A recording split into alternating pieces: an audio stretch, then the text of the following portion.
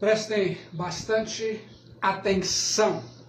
Hoje estarei concluindo o capítulo 9 da carta que escreveu o apóstolo Paulo aos Romanos, nos versículos 14 a 33. Romanos 9, 14 a 33. Hoje, 25/2/2026, no Ministério da Igreja Batista Memorial da Ilha do Governador, no seguinte tema alfa: a soberania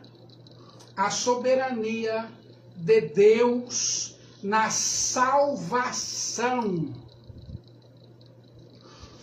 Ouça atentamente. A eleição de Israel, aqui tratada pelo apóstolo Paulo, não é apenas nacional, coletiva e teocrática, mas pessoal. Nem todos os que são da nação eleita de Israel são eleitos. Há uma distinção entre Israel e o verdadeiro Israel, entre os filhos e os filhos verdadeiros, entre os descendentes e os verdadeiros descendentes. Você precisa distinguir entre os eleitos de Israel e a nação eleita de Israel, a soberania de Deus na salvação.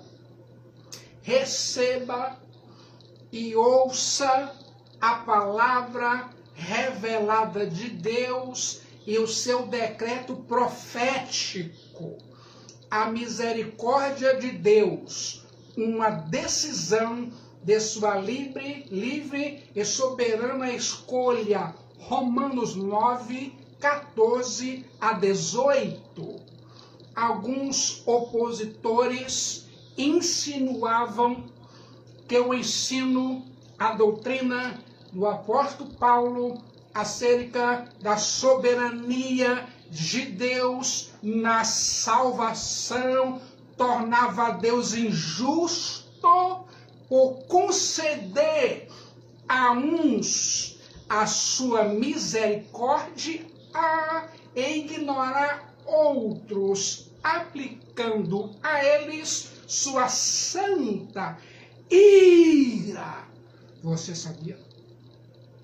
O apóstolo Paulo responde a esses ataques à soberania de Deus com 3 declarações apologéticas. Receba e ouça a palavra revelada de Deus e o seu decreto profético. Primeira declaração apologética, Romanos 9,14. Que diremos, pois? A injustiça da parte de Deus, de modo nenhum. Romanos 9,15. Pois ele diz a Moisés: terei misericórdia de quem me aprover ter misericórdia, e compadecer-me-ei de quem eu prover ter compaixão. Agora, Romanos 9,16. Assim, pois, não depende de quem quer ou de quem corre, mas Deus a Deus a sua misericórdia, no grego eleleo. O apóstolo Paulo defende a justiça de Deus, grego de kaiosneteu, proclamando sua misericórdia, mostrando que aqueles que acusam Deus de cometer injustiça estão rotundamente equivocados, uma vez que quando se trata de salvar pecadores, Deus não se baseia na justiça antropológica, isto é, justiça dos homens, mas em sua misericórdia. Por isso, Deus, não a deve a nenhum homem. Ficou interessado, irmã? Quer ouvir mais? A palavra revelada e profética de Deus, ditas a Moisés, revela misericórdia. Mais uma vez, Romanos 9,15. Pois ele diz a Moisés: terei misericórdia de quem me aprover ter misericórdia, e compadecer-me-ei de quem me aprove ter compaixão.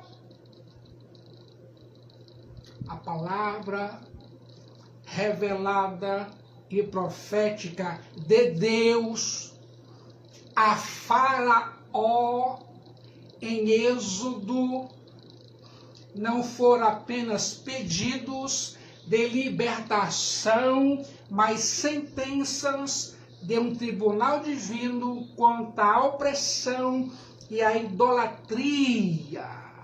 Ouça o decreto de Deus ao Faraó. Romanos 9,17. Porque a Escritura diz a Faraó: para isto mesmo te levantei, para mostrar em ti o meu poder, e para que o meu nome seja anunciado por toda a terra. Romanos 9,17. Ouça o decreto.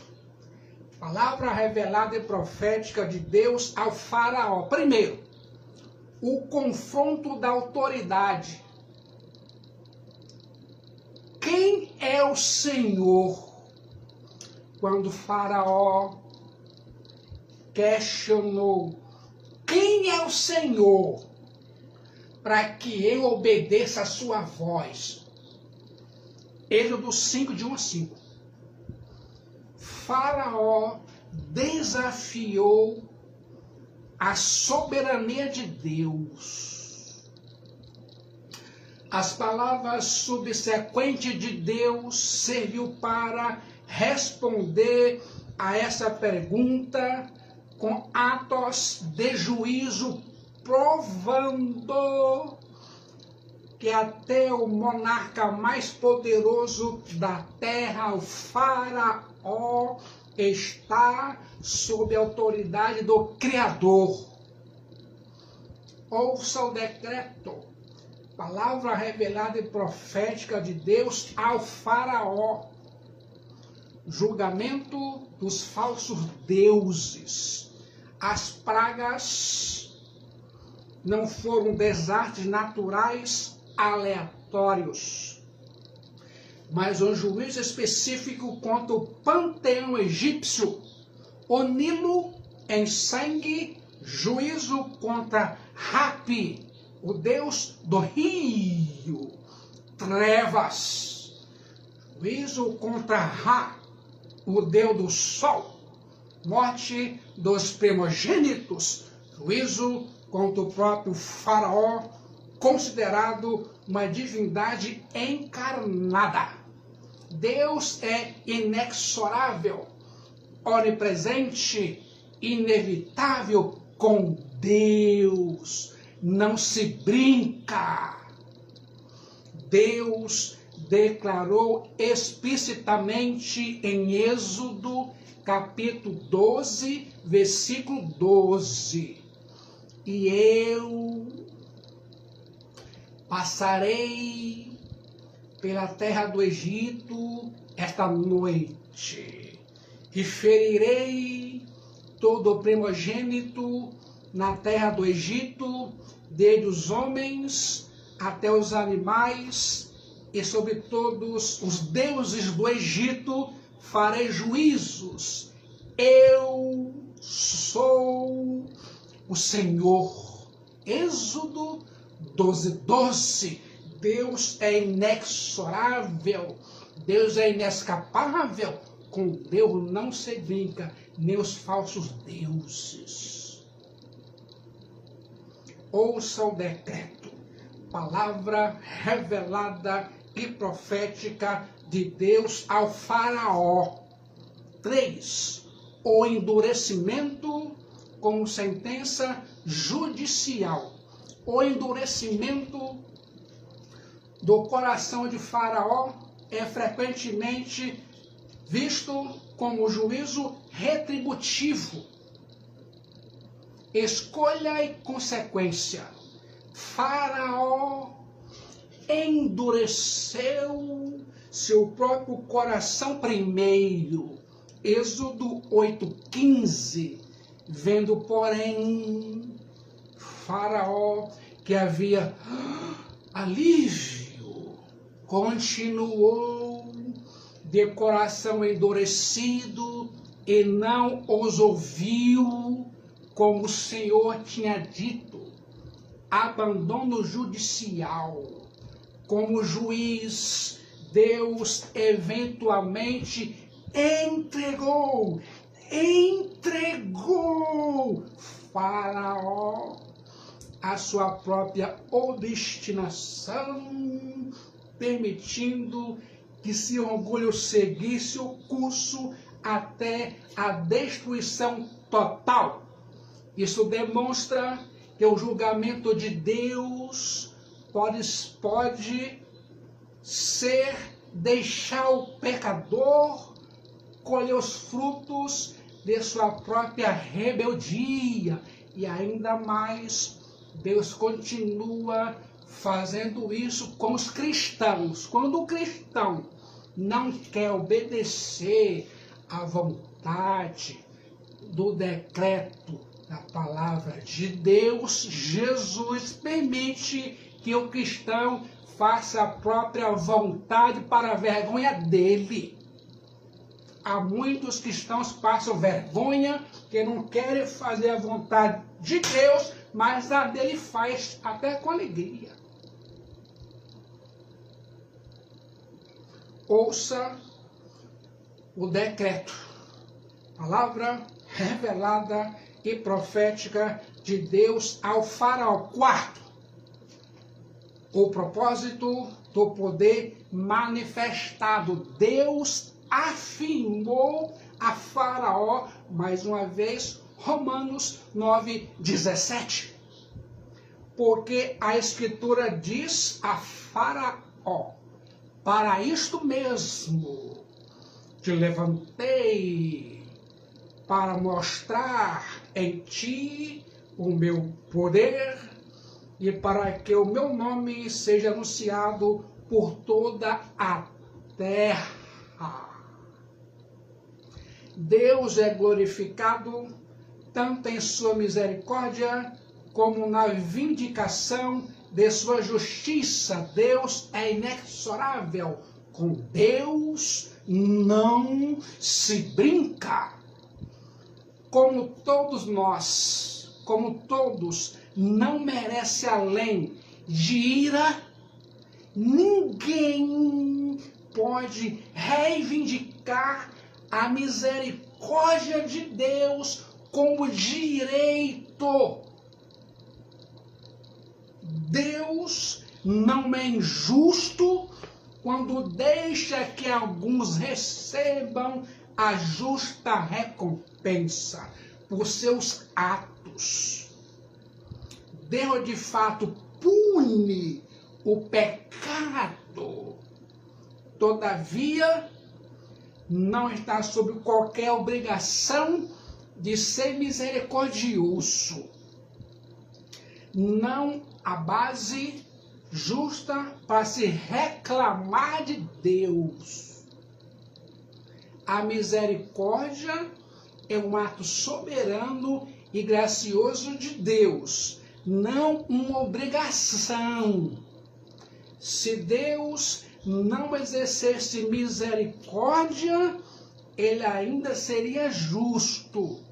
Ao dar misericórdia, ele não está cumprindo uma dívida, mas agindo de acordo com a sua natureza amorosa. Fique agora de olho e ouça a parábola dos trabalhadores da vinha, Mateus 20:15. Disse Jesus, porventura, Mateus 20:15, porventura, não me é lícito fazer o que quero do que é meu? Ou são maus os teus olhos, porque eu sou bom? A eleição de Deus não provém da vontade ou do esforço de homem algum. Isto é, não vem de seus bons desejos ou ações, suas boas inclinações e obras, nem da previsão destas coisas. A eleição de Deus vem puramente da misericórdia e de sua boa vontade. Você sabia? Receba e ouça a palavra revelada de Deus e o seu decreto profético, segundo a declaração apologética. Romanos 9:17. Dar ao homem o que seus pecados merecem não é arbitrariedade de Deus. A escolha de alguns para a salvação inevitavelmente implica a rejeição de outros. Isto se confirma pelo exemplo de Faraó, Romanos 9:16. Assim, pois, não depende de quem quer ou de quem corre, mas Deus a Deus a sua misericórdia.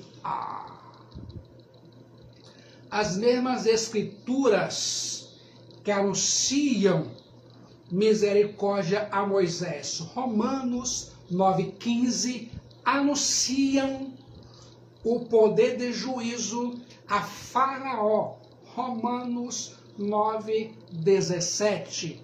Com respeito à salvação,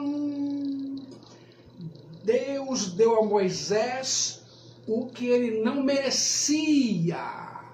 E quanto ao juízo, Deus deu a Faraó o que ele merecia. Nisto não há justiça da parte de Deus, pois Deus ignora alguns, enquanto concede sua graça, sua salvação, sua misericórdia a outros. Deus é inexorável. Deus tem o direito de agir conforme a sua vontade. Ele não deve sua graça a homem algum. Se há algo de surpreendente nisso tudo, não é que uns sejam salvos e outros não, mas que pelo menos alguém se salve.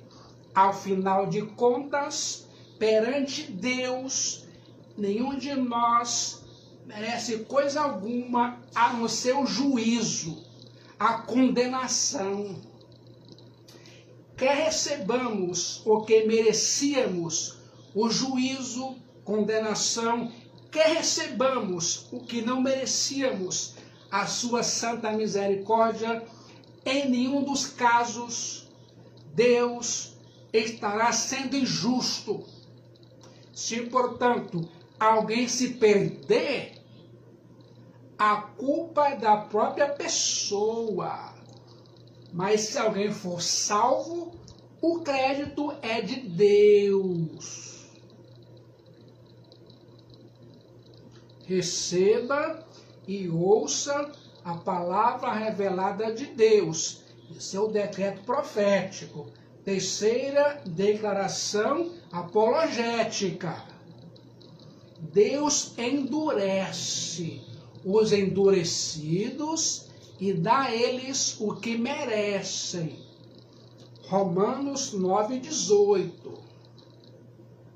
Logo, tem ele misericórdia de quem quer e também endurece a quem lhe apraz. Romanos 9:18. Deus endurece os endurecidos. Jamais haverá o caso de uma pessoa desejoso de ir a Jesus, mesmo sem rejeitado. Jesus falou em João 6,37, todo aquele que o Pai me dá, esse virá a mim. E o que vem a mim, de modo nenhum, o lançarei fora. A salvação não é uma escolha que nós fazemos por Deus, mas uma escolha que Deus fez por nós. Não somos nós quem escolhemos a Jesus Cristo. Ele quem nos escolheu. A escolha é seletiva. A escolha é possessiva. Ninguém pode ir a Jesus Cristo se isso primeiro não lhe for dado por Deus Pai. E todo aquele que Deus Pai dá a Cristo, irá a Ele. Somos renascidos espiritualmente, ressuscitados espiritualmente, atraídos irresistivelmente, libertados poderosamente e convocados individualmente pelo convencimento do Espírito Santo do pecado, da justiça e do juízo pelo Evangelho de Jesus Cristo. Quando uma pessoa vai a Jesus Cristo, descobre que Jesus Cristo assume toda a responsabilidade por sua salvação completa e definitiva. A vontade expressa de Deus Pai é que todo aquele que procure Jesus Cristo, o seu Filho, não se perca, mas tenha vida eterna. A salvação é obra de Deus do início ao fim. O mesmo Deus que planejou a salvação na eternidade e a executa na história, irá consumá-la na parousia, a segunda vida em glória de Jesus Cristo, o Filho de Deus Salvador. Os cristãos verdadeiros, pois aos mentirosos, os cristãos verdadeiros têm a vida eterna. João 3,15. Os cristãos verdadeiros têm salvação eterna. João 3,16. Os cristãos verdadeiros têm a satisfação eterna. João 4,14. Os cristãos verdadeiros têm a segurança eterna. João 10, 27 a 30. Os cristãos verdadeiros têm a sustentação eterna. João 6, 51 e 58. Os cristãos verdadeiros têm a duração eterna. João 11, 25 e 26. E ainda mais, os cristãos verdadeiros têm a visão eterna. João 17, 24. Os réprobos são aqueles que deliberadamente rejeitam ou rejeitaram a graça de Deus pelo Evangelho de Jesus Cristo.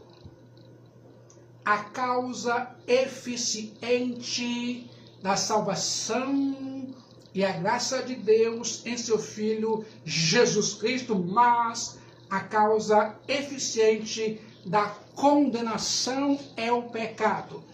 O salário do pecado é a morte. O espantoso não é o fato de Deus conceder, Deus condenar o pecador por sua justiça, mas de Deus salvá-lo por sua graça. Assim, o homem entra nos céus, a cidade do Deus vivo, a Jerusalém celestial, inteiramente pela graça de Deus em Cristo Jesus, o seu Filho, e o homem vai para o inferno inteiramente por causa do seu pecado. Nem aqui, nem lugar algum, se vê que Deus endurece alguém que já não tenha endurecido a si mesmo.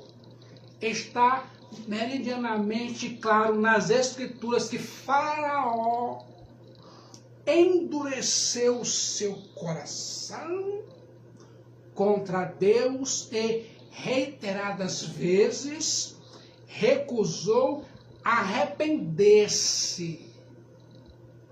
Nossos familiares e amigos têm endurecido o coração ao Evangelho de Jesus Cristo, o Filho de Deus Salvador, várias vezes fala bem assim: eu sou católico, eu sou espírita. Um dia, porém, receberão o veredito espiritual, ouvirão a palavra revelada de Deus e o seu decreto profético: apartai-vos de mim, malditos, para o fogo eterno preparado para o diabo e seus anjos. O que você sente ao ouvir essa verdade espiritual? Consequentemente, o gesto de Deus ao endurecer Faraó foi um ato de juízo, abandonando a própria obstinação. Da mesma forma que a ira de Deus contra os ímpios se expressa em entregá-los à própria depravação. Romanos 1, 24, 26 e 28.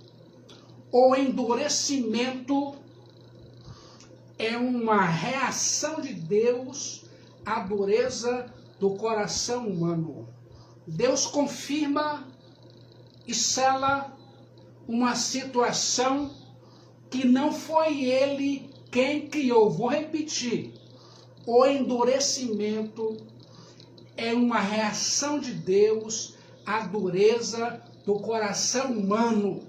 Deus confirma e sela uma situação que não foi Ele que criou.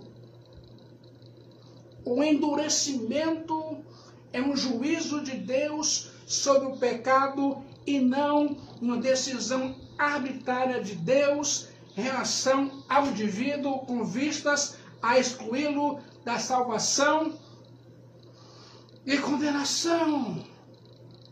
Ouça aqui, irmã, a dureza humana refere-se a uma teimosia inflexível, rebeldia e desrespeito para com Deus e sua palavra, seus mandamentos. A dureza do coração não é algo que Deus cria artificialmente.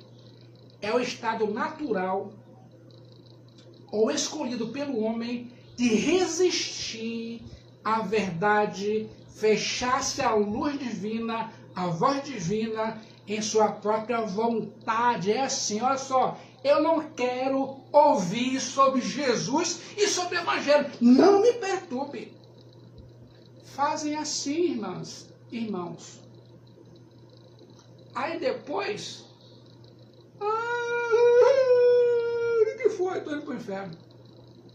Lá no inferno tem choro, ranger de dente, vai chorar no inferno. Nem a mãe vai poder te ajudar. No inferno não tem mãe? E lá o diabo que é teu pai. Endurecimento divino. Deus permite. Quando o desejo do coração humano é fazer a própria vontade de forma irremediável, Deus permite que a pessoa faça o que deseja, o que leva à destruição. A ação de juízo, endurecer, hebraico, kashá, tornar rígido, kavé, tornar pesado, kashá, tornar insensível, significa que Deus retira sua graça limitadora, permitindo que o coração já rebelde se torne ainda mais firme na sua decisão. O caso de Faraó, a narrativa mostra uma alternância. Em alguns momentos, Faraó endurece seu próprio coração, resistência ativa. Em outros, Deus endurece o coração de Faraó, ato de juízo divino. O endurecimento permite que o poder de Deus se manifeste através da resistência, revelando sua glória e justiça, em vez de apenas a destruição rápida do ímpio. Você sabia? Deus promete remover o coração de pedra endurecido e dar um coração de carne sensível. O antídoto para um coração endurecido é a abertura para Jesus Cristo e o arrependimento, restaurando a sensibilidade à vontade de Deus. O endurecimento não é um ato de Deus gerando maldade, mas a resposta de Deus, do Deus justo, que diante da persistência humana no pecado, na rebeldia, na obstinação, entrega o pecador, o homem, às consequências de suas próprias escolhas. Muitas pessoas ficam enfermas, doentes, por causa ainda mais de pecados. Você sabia disso? Nem toda doença é pecado, mas em alguns casos é pecado. Receba e ouça a palavra revelada de Deus e o seu decreto profético. Primeira verdade teológica: Deus tem o direito de fazer o que lhe apraz com suas criaturas. Romanos 9, 19 a 21. Tu, porém, me dirás, de que se queixa ele ainda? Pois quem jamais existiu à sua vontade? Romanos 9, 19. Quem és tu, ó homem antropós, para discutires com Deus? Porventura, pode o objeto perguntar a quem o fez: por que me fizestes assim? Romanos 9, 20. Ou não tem oleiro direito sobre a massa para do mesmo barro fazer um vaso para a honra e outro para a desonra? Romanos 9, 21. Qual é o seu sentimento ao ouvir essa verdade? Deus é o Criador, nós somos as criaturas. Deus é santo, nós somos pecadores. Deus é soberano, nós somos limitados. Deus é o oleiro, nós somos o barro. Quem és tu, homem, antropós, para discutires com Deus? Romanos 9:20. Isso é o cúmulo da petulância, o máximo da arrogância. Quem és tu, homem, antropós, para discutires com Deus? Assim como o barro não pode querer colocar-se no lugar do oleiro, nem o questionar, você não pode se colocar no lugar de Deus, nem pôr em xeque seu direito absoluto e inalienável de dispor das suas criaturas como lhe apraz. Deus tem pleno direito de lidar com a humanidade caída conforme deseja, seja de acordo com a sua ira ou sua misericórdia. Deus tacou fogo em Sodoma e Gomorra, só alguns foram salvos. O dilúvio, só alguns foram salvos. Deus não é apenas o Criador, é o governador moral do universo. Em lugar algum, sugere-se que Deus teria o direito de criar seres pecadores a fim de puni-los, mas que Deus tem o direito de lidar com os pecadores conforme Ele deseja, perdoando-os, salvando-os ou punindo-os. Qual é o seu sentimento ao ouvir essa verdade do decreto profético da palavra revelada de Deus? Existe uma justa e natural diferença entre a vontade preceptiva de Deus, que é a teologia, e sua vontade determinadora, que é a teologia. Era da vontade preceptiva de Deus que os judeus não crucificassem Jesus Cristo, o Filho de Deus Salvador. Mas os judeus agiram dessa forma contrariamente ao mandato de Deus e eram, portanto, culpados. Apesar disso, era da vontade determinadora de Deus que Jesus, seu Filho, fosse crucificado, pois os judeus e os soldados romanos fizeram apenas o que, sendo este entregue pelo determinado desígnio e presciência de Deus, vós o matastes, crucificando por mãos de iníquos. Atos 2:23.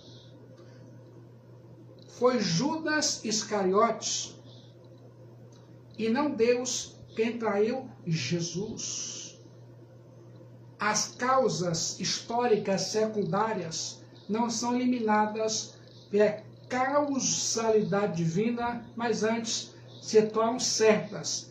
A vontade preceptiva de Deus é a regra de conduta para nós, ou seja, sua vontade revelada na Bíblia, nas Escrituras. Mas, enquanto a vontade determinadora de Deus é o plano de operações para si mesmo, ou seja, sua vontade secreta.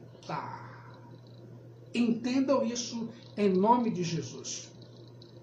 Receba e ouça a palavra revelada de Deus e o seu decreto profético, segunda verdade teológica. Deus tem todo o controle da vida do homem e não o homem da vida de Deus. Romanos 9, 20 e 21. O apóstolo Paulo usa a figura do oleiro e do barro para ilustrar a autoridade de Deus sobre suas criaturas. Se até mesmo um oleiro tem direito da mesma massa de barro e fazer um vaso para a honra, outro para a desonra, então, com certeza, Deus, nosso Criador, tem direito da mesma massa de seres humanos que, com sua própria culpa, precipitou-se no poço da miséria, eleger alguns para a salvação e permitir que os demais permaneçam no abismo da degradação. A autoridade de Deus sobre a criatura é maior que a do oleiro sobre o barro. Se a pessoa não quer Jesus, não quer o Evangelho, não quer o Espírito Santo, Deus faz que a pessoa se afunde na vontade obstinada. Isso Deus é justo, não é injusto. O oleiro não faz seu barro, mas tanto barro quanto oleiro foram feitos por Deus. Vivemos uma geração homocêntrica, focada no homem como centro de tudo, e antropolátrica, relativo à adoração ou idolatria do ser humano, que busca sofregamente, de forma ansiosa e impaciente, substituir o Criador pela criatura. O homem besuntado, coberto ou impregnado, neste caso de soberba, quer destronar a Deus e ascender a seu trono. Aquele que não passa de pó e cinza quer alvorar-se, atribuir importância ou direitos que não possui em juiz contra o Criador e colocá-lo no banco dos réus para julgá-lo. É Deus, contudo, que está no controle de todas as coisas e não o homem. Não é o homem quem manipula Deus. É Deus que molda o homem como oleiro faz com barro. Receba e ouça a palavra revelada de Deus e o seu decreto profético. Terceira verdade teológica. Deus é glorificado tanto na salvação dos eleitos quanto na condenação dos réprobos. Romanos 9, 22 e 23. Que diremos, pois? Se Deus, querendo mostrar a sua ira e dar a conhecer o seu poder, suportou com muita longanimidade os vasos de ira preparados para a perdição, a fim de que também desse a conhecer as riquezas da sua glória em vasos de misericórdia, que para a glória preparou de antemão. Romanos 9, 22 e 23. Preste atenção. Os vasos, do grego eskenos, de ira, hoje, são os impenitentes. Aqueles que se endureceram e foram endurecidos. Por outro lado, os vasos de misericórdia são aqueles a quem Deus escolheu por sua graça, para sobre eles derramar sua misericórdia e dar a riqueza de sua glória.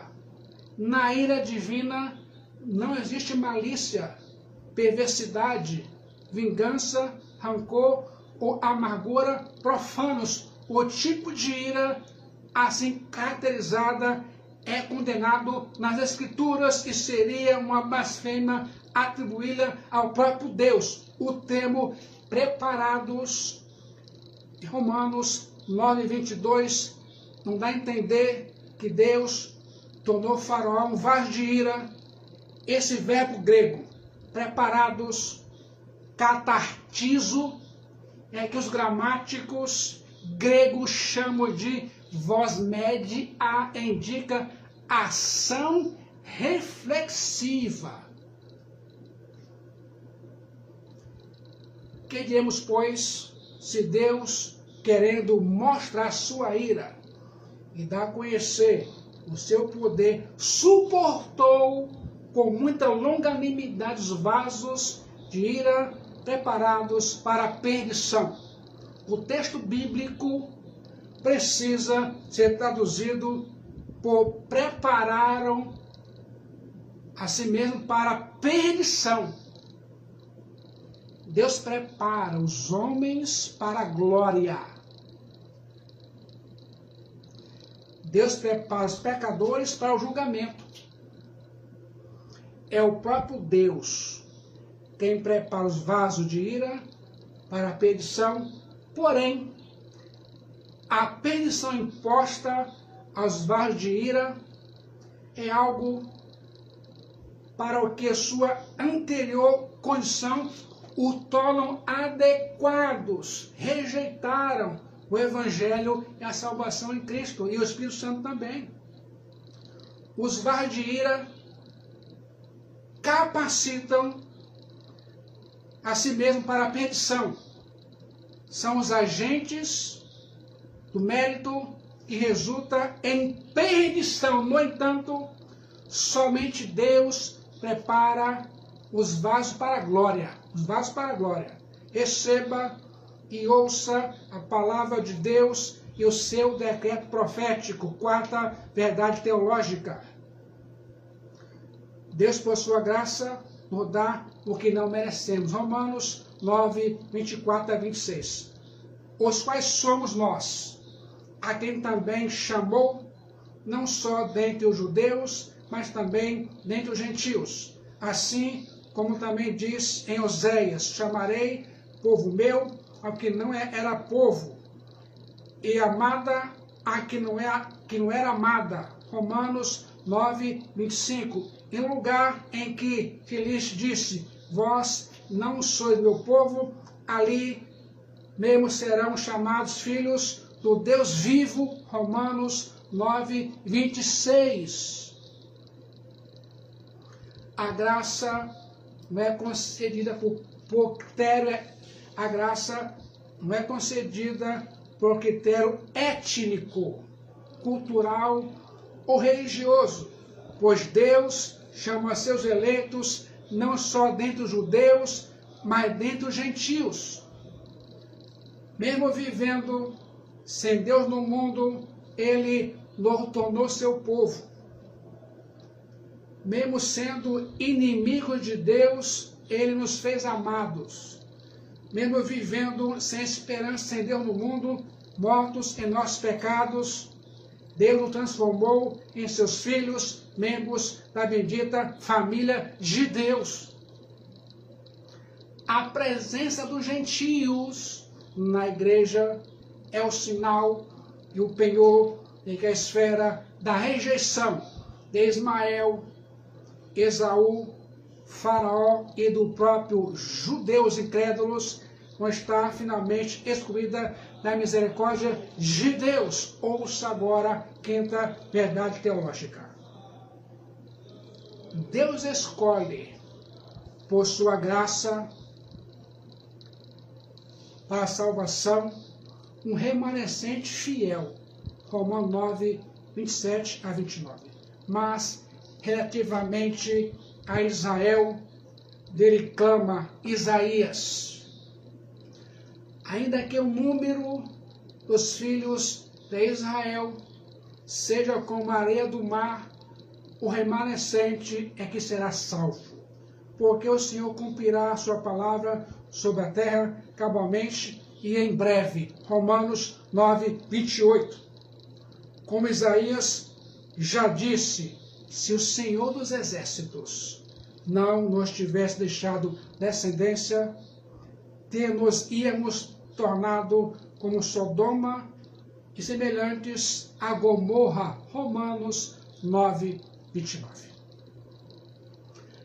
A eleição da graça é para o remanescente fiel.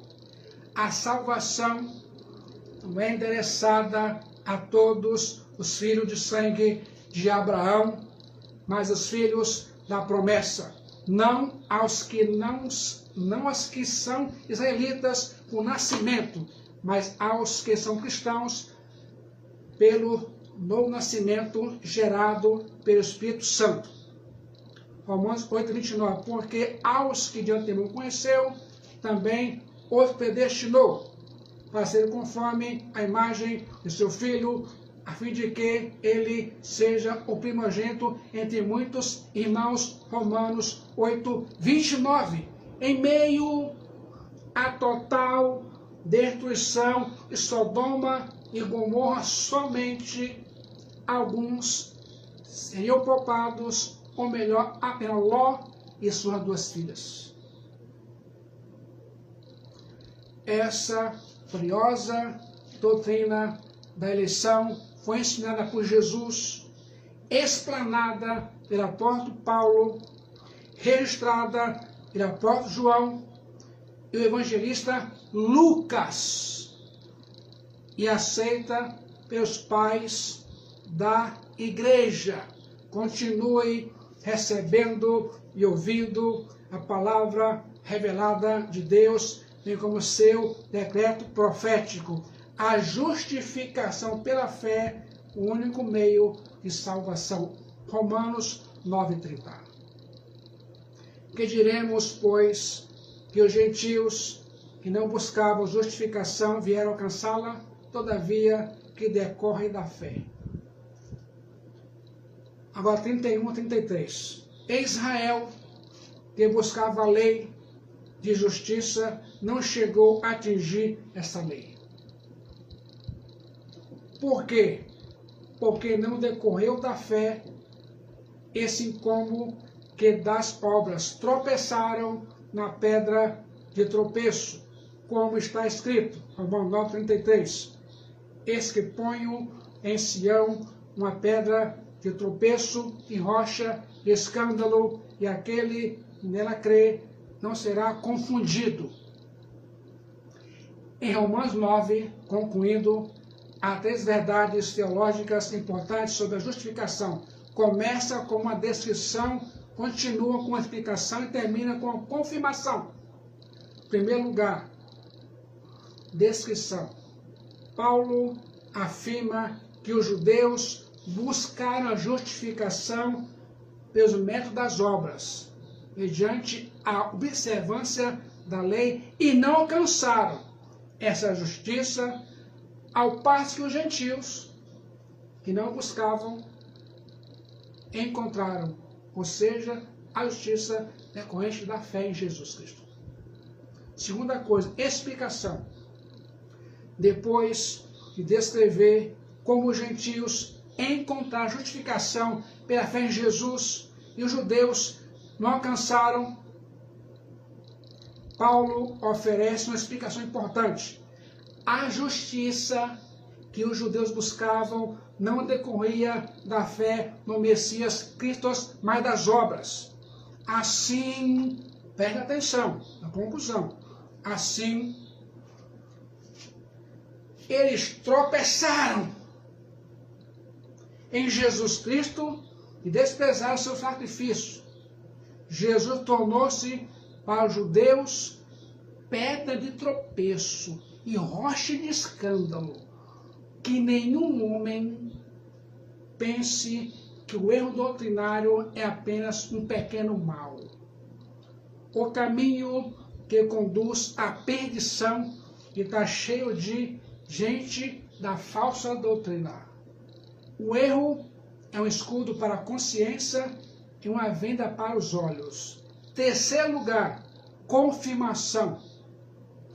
Paulo conclui sua argumentação confirmando a essência da doutrina da justificação. Romanos 9:33. Como está escrito, eis que ponho em Sião uma pedra de tropeço e rocha de escândalo, e aquele que nela crê não será confundido. Os judeus buscavam a justificação pelas obras, foram confundidos, mas os que se voltavam das obras para Jesus não serão confundidos. Os judeus não conseguiram. Os gentios que não buscavam tomaram posse dela. O Cristo crucificado é escândalo para os judeus. Os judeus tropeçaram na pedra de tropeço. O verbo grego prosekopson, tropeçou, não significa tropeçar por descuido. Mas ficar aborrecido com. Para os judeus, a cruz de Cristo era um escândalo que os irritava, o levava à indignação. A grande questão é, quer saber o porquê que as pessoas tropeçam na cruz? A cruz de Jesus corrói os alicerces da justiça própria. Pois se a justiça vem pela lei, Jesus morreu em vão. Só há duas atitudes em relação a Jesus Cristo. Ele é pedra de esquina ou pedra de tropeço, ou é rochedo da nossa salvação, ou rocha de escândalo. Israel fracassou em reconhecer Yeshua, Christos, Jesus Cristo, como Salvador. Enquanto confiasse nas obras, Israel não poderia abraçar a Jesus Cristo, o Filho de Deus Salvador. Tinha de ser um ou outro. Não havia como ser ambos. Só existem duas possibilidades. Um é colocar sua confiança em Jesus Cristo, fazer dele um alicerce e construir sobre esse fundamento. Agora presta atenção. Outra é esfolar as canelas na pedra e sangrar, e tropeçar e cair. Um encontro com Jesus Cristo, o grande divisor da humanidade, não pode ser evitado. Aqueles que não encontram em Jesus Cristo sua rocha de refúgio, vai se arruinar ao tropeçar lá e aqui e lá, na pedra de tropeço. Você já caiu uma vez? Eu já caí, não é fácil, irmão, dói tudo, irmão. Rebenta tudo, saindo daqui, gastam dinheiro. Muitas pessoas têm caído na pedra de tropeço por vontade obstinada. E bem feito para eles. Bem feito mesmo. Porque Jesus entrega a pessoa à própria vontade. Caiu a pessoa, você que quis isso. Você que quis. Jesus nos abençoe a ficar na rocha que é Ele. Nossa fortaleza é Jesus. Que Ele nos ajude nesse sentido, em nome de Jesus Cristo. Amém. Graças